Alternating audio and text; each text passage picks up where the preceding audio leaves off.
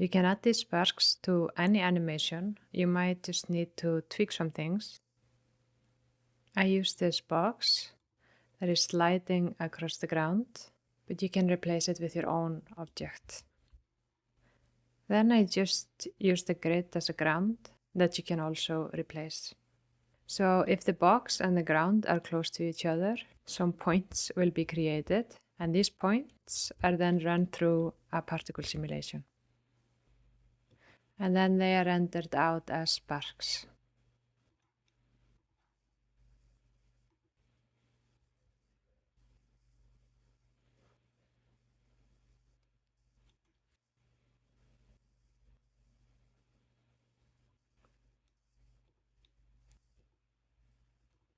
I also set up some deformation for the ground, or whatever the object is hitting.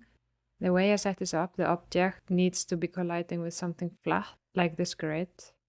But if anyone is interested, I could update the system to work for other objects as well, not just a flat grid like this.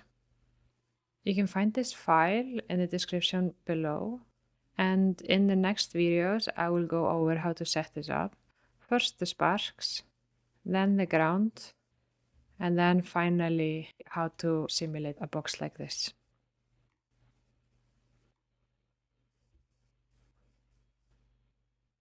If you like this series, please like and subscribe, and hopefully see you in the next video.